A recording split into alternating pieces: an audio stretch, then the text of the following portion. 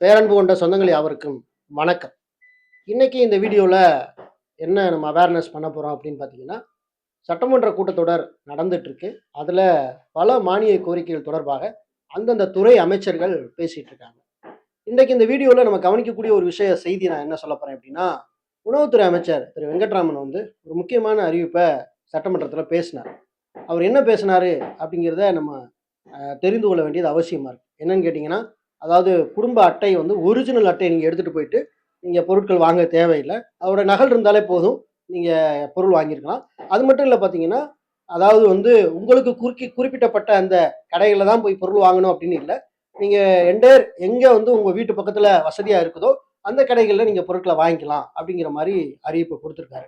இவர் சொன்ன விஷயம் சாத்தியமா அப்படின்னு இன்னைக்கு காலகட்ட நிலைமைக்கு நம்ம பார்த்தோம் அப்படின்னா, கண்டிப்பாக அந்தந்த ரேஷன் கடைகள்லேயே சரியான பொருட்கள் வழங்க மாட்டாங்கிற குற்றச்சாட்டு முதல்ல இருக்கு. அந்த ரேஷன் கடை எடுத்துட்டு நம்ம இன்னொரு கடைக்கு போனோம் அப்படின்னு பார்த்தீங்கன்னா, அங்கே அதாவது பொருட்கள் போட்டு முடிச்சதுக்கு அப்புறம் கடைசியில் மிச்சம் இருந்தால் வாங்கிக்கிறங்க அப்படிங்கிற மாதிரி ஒரு சூழ்நிலை தான் இன்ன வரைக்கும் தொடர்ந்துட்டு இருக்கு. அதான் நிறைய குற்றச்சாட்டு. நேற்று நம்மளுடைய முகநூல் பக்கத்தில் கூட அமைச்சர் பேசின அந்த செய்தியை நான் பகிர்ந்திருந்தேன். அப்படி பகிர்ந்திருந்த போது உறவுகள் தங்களுடைய பிரச்சனைகள் எல்லாம் அந்த முகநூல் பக்கத்தில் கமெண்ட்ல பதிவு பண்ணியிருந்தாங்க. அதெல்லாம் பார்க்கும்போது பார்த்தீங்கன்னா, இன்னும் இதில் நிறைய மாற்றங்கள் பேச்சளவில் இல்லாமல் செயல் வடிவம் பெற வேண்டியிருக்கு அப்படிங்கிறது நம்மளுக்கு புரிய வந்துச்சு. ஓகே, அமைச்சர் என்ன முழுசா பேசினாரு அப்படிங்கிறத இந்த வீடியோவில் நம்ம பார்க்கலாம். இப்போ நம்ம சேனலை முத பார்க்குறீங்கன்னா மறக்காமல் சப்ஸ்கிரைப் பண்ணி சப்போர்ட் பண்ணுங்கள். இது போன்ற பதிவுகள் உங்களுக்கு தொடர்ந்து வரணும் அப்படின்னு நினச்சிங்கன்னா பெல் ஐக்கானை கிளிக் பண்ணி வச்சுங்க. அப்போ தான் நோட்டிஃபிகேஷனில் தகவல் உங்களுக்கு உடனே சேரும். சரி, வாங்க வீடியோக்குள்ளே போகலாம்.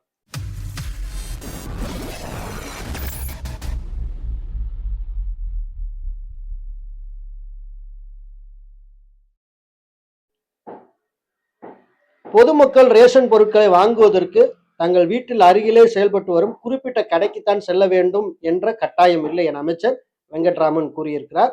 ரேஷன் கடையில பொருட்கள் வாங்க அசல் ரேஷன் அட்டையை கையில் வைத்திருக்க வேண்டிய அவசியமும் இல்லை என்று அமைச்சர் வெங்கட்ராமன் தெரிவித்திருக்கிறார். தமிழக சட்டசபையில உணவு மற்றும் உணவுப் பொருள் வழங்கல் துறை மீதான மானிய கோரிக்கை விவாதம் நிறைவடைந்த பிறகு புதிய அறிவிப்புகளை வெளியிட்டு அந்த துறையின் அமைச்சர் வெங்கட்ராமன் பேசியதாவது, தமிழகம் முழுவதும் கிட்டத்தட்ட 38,438 ரேஷன் கடைகள் செயல்பட்டு வருகிறது. அதிகபட்சமாக திருவண்ணாமலை மாவட்டத்தில் பார்த்தீங்கன்னா 1,495 கடைகள் இயங்கி வருகிறது. இதற்கு அடுத்தபடியாக சேலம் மாவட்டத்தில் அதிக அளவிலான ரேஷன் கடைகள் செயல்பட்டு வருகிறது. ரேஷன் பொருட்கள் வாங்க அந்த கடைக்குத்தான் போக வேண்டும் என்ற அவசியம் இல்லை. அருகில் இருக்கும் எந்த கடையிலும் வாங்கிக் கொள்ளலாம்.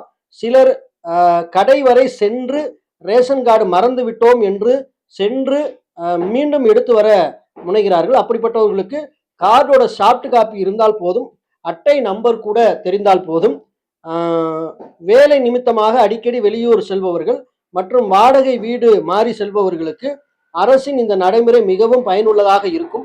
இருப்பினும் எந்த கடையில் வேண்டுமானாலும் பொருட்கள் வாங்கிக் கொள்ளலாம் என்ற இந்த வசதி குறித்து இன்னும் பலருக்கு முழுமையாக தெரியவில்லை. எனவே இந்த சட்டப்பேரவையின் வாயிலாக இதனை மக்களுக்கு தெளிவுபடுத்த விரும்புகிறேன் அப்படின்னு சொல்லி அமைச்சர் பேசியிருக்கார். இதன் மூலம் நம்மளுக்கு ரெண்டு விஷயம் புரியுது. என்னன்னா, ஒரிஜினல் ரேஷன் கார்டை எடுத்துட்டு வாங்க அப்படின்னு யாராவது ரேஷன் கார்டை சொன்னான்னா, என்னங்க அது ஒரிஜினல் கார்டு எது கேட்குறீங்க, அமைச்சரே காப்பி சாஃப்ட் காப்பி இருந்தால் போதும்னு சொல்லியிருக்காரு அப்படின்னு நம்ம கேட்கலாம். ரெண்டாவது, பக்கத்தில் நம்ம கடையில் போய் பொருள் வாங்க போனோம்னா, நீங்கள் உங்கள் கடைக்கு போய் வாங்க அப்படின்னு யாராவது சொன்னா, என்னங்க சொல்றீங்க, அமைச்சரே இந்த மாதிரி சொல்லியிருக்காரு அப்படின்னு நம்ம சொல்லலாம். இந்த ரெண்டு விஷயத்துக்காக நீங்கள் பயன்படுத்திக்கலாம். வீடு குடிபெயர்ந்து அதாவது போய் வாடகை வீட்டை ஒவ்வொரு ஏரியா மாற்றிக்கிட்டு இருக்க உறவுகளுக்கு இந்த தகவல் அற்புதமான தகவல் அப்படின்னு நான் நினைக்கிறேன். இந்த செய்தியை உங்களோட நிறுத்திக்காம நட்பு வட்டங்கள் எல்லாருக்கும் ஷேர் பண்ணுங்க. மீண்டும் நல்ல தகவலோடு வேறொரு வீடியோ மூலம் உங்களை சந்திக்கிறேன். நன்றி, வணக்கம்.